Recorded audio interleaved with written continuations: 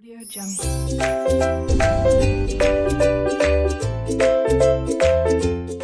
Assalamualaikum warahmatullahi wabarakatuh. Selamat pagi anak-anakku sekalian kelas 9 ya.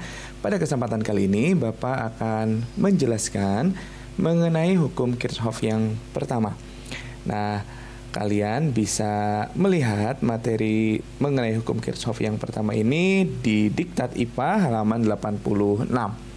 Seperti apa penjelasannya? Baik, perhatikan ke layar ya. Pada layar kalian bisa melihat sebuah gambar. Jadi ini adalah gambar sebuah rangkaian listrik. Jadi ada sebuah kabel dihubungkan dengan lampu satu. Yang ini lampu ya. Jadi ini untuk lambang lampu. Jadi kalau kalian menemukan ada sirkuit atau rangkaian listrik seperti ini, maka yang ada lingkaran, kemudian di tengahnya ada tanda silang atau X, maka itu adalah gambar lampu. Jadi ada dua buah lampu dihubungkan dengan sebuah kabel. Nah, kemudian pada kabel tersebut dialiri dengan arus listrik I. Jadi ada arus listrik yang mengalir masuk ke lampu yang pertama. Kemudian dari lampu akan keluar lagi mengalir arus listrik. Kita sebut dengan I1. Karena berasal dari lampu satu. Kemudian masuk I1 ini, si arus ini masuk ke lampu kedua. Dari lampu kedua keluar lagi arus, maka kita sebut dengan I2.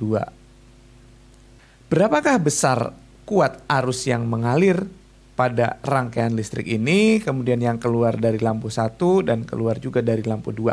Nah, merujuk pada hukum Kirchhoff bahwa kuat arus yang masuk ke dalam sebuah rangkaian listrik itu sama dengan kuat arus listrik yang keluar dari rangkaian tersebut. Jadi, kuat arus total yang masuk harus sama dengan kuat arus yang keluar.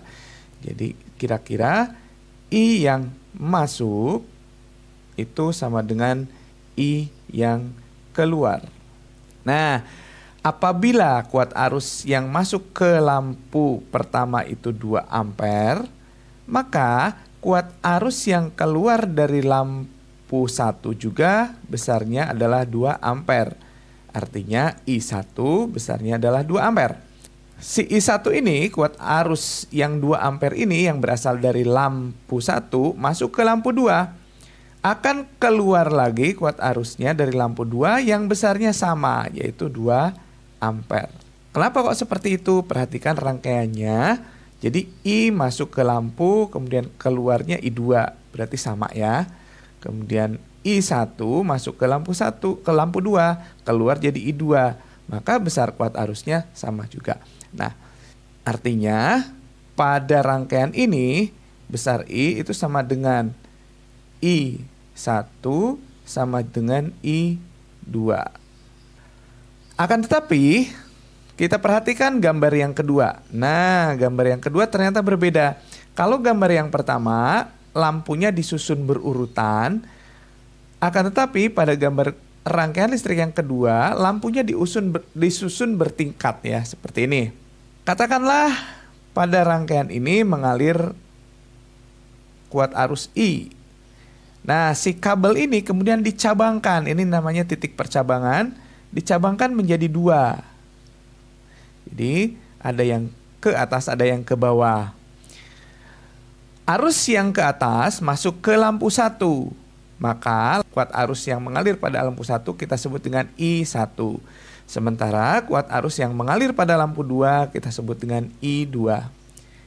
Berapakah besarnya kuat arus pada lampu 1 dan kuat arus pada lampu yang kedua?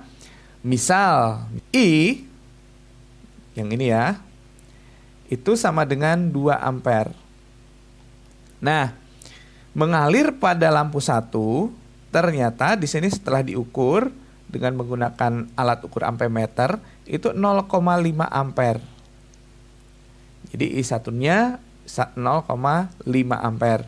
Maka I2 merupakan hasil pengurangan dari I dikurangi I1. Jadi I2 itu 2 ampere dikurangi 0,5 ampere ya. 0,5 ampere. Sama dengan 2 dikurangi setengah, 1,5 ampere. Loh, kok seperti itu? Nah, iya, karena sekali lagi menurut Kirchhoff bahwa kuat arus total yang masuk ke dalam sebuah rangkaian, ini kan 2 ampere masuknya, itu harus sama dengan kuat arus total yang keluar dari rangkaian tersebut. Maka ini totalnya di sini kan, I lagi. Maka di I ini nilainya harus 2 ampere juga. Harus sama dengan titik masuknya. Ini kan masuk. Yang ini adalah I keluarnya. Jadi harus sama 2 ampere. Gitu. Nah, kalau seperti itu, maka I1 dengan I2 itu jumlahnya harus sama dengan 2 ampere. Kalau I1 sama dengan 0,5 ampere, maka I2 itu kekurangannya berapa? Ya tadi 1,5 ampere. Sekali lagi berbeda dengan yang pertama. Kalau yang pertama itu kan urut, lampunya urut. I masuk ke lampu 1, keluar I1. Maka ini sama 2 ampere. I1 masuk ke lampu 2, keluar I2. Maka ini juga 2 ampere. I1 sama dengan I2, besarnya 2 ampere. Sementara kalau pada rangkaian yang bawah ini, I merupakan hasil penjumlahan dari kuat arus yang pertama. Kuat arus yang pertama I1 ditambah kuat arus yang kedua, kan gitu. Kita masih ingat bahwa susunan yang seperti gambar yang pertama ini disebut dengan rangkaian seri. Sementara gambar yang kedua ini disebut dengan rangkaian paralel. Bedanya itu. Nah, sekarang gambar berikutnya. Nah, Bapak punya gambar yang ketiga. Di sini ada sebuah kabel. Ini kabel yang pertama ya. Dia masuk ke titik percabangan. Kabel pertama ini dia dicabangkan menjadi 3. Kita beri nomor saja kabelnya. Yang pertama ini kabel 1, kemudian ini kabel 2, kabel 3, dan kabel 4. Maka kemudian kuat arusnya kita tandai juga dengan kuat arus yang pertama, kuat arus yang kedua, kuat arus yang ketiga, dan kuat arus yang keempat. Misal, kuat arus yang masuk dari kabel yang pertama itu besarnya 4 ampere. Kemudian I2 itu besarnya 1 ampere. I3 besarnya 0,5 ampere. Maka berapakah kuat arus yang mengalir pada kabel yang keempat? Nah, sebagaimana yang sudah dijelaskan tadi bahwa kalau ada sebuah kabel dicabangkan seperti itu, maka kuat arus totalnya itu adalah hasil penjumlahan dari cabang-cabangnya tersebut.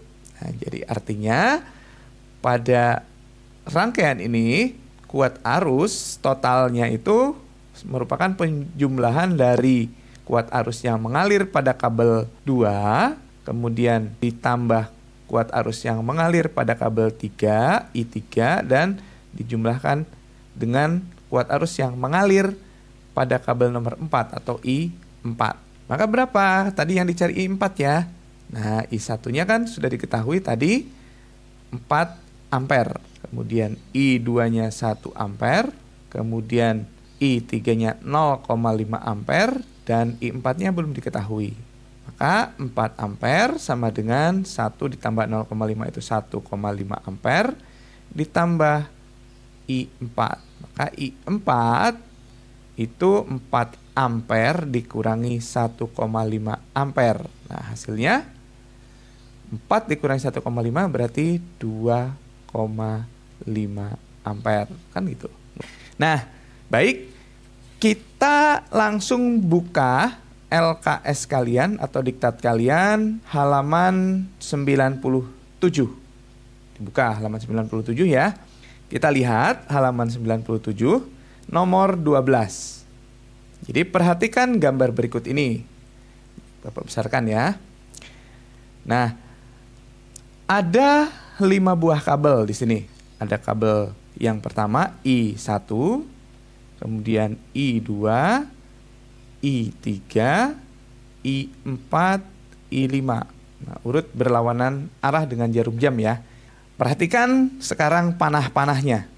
I1 masuk ke titik percabangan. I2 masuk ke titik percabangan juga. I3 keluar dari titik percabangan. I4 keluar dari titik percabangan. Dan I5 keluar dari titik percabangan. Artinya di sini ada 2 arus yang masuk, I1 dan I2, dan ada 3 arus yang keluar dari titik percabangan, yaitu I3, I4, I5. Artinya bahwa I masuk itu tetap harus sama dengan I keluar ya. I masuknya ada I1 ditambah I2, sementara I keluarnya I3 tambah I4 tambah I5.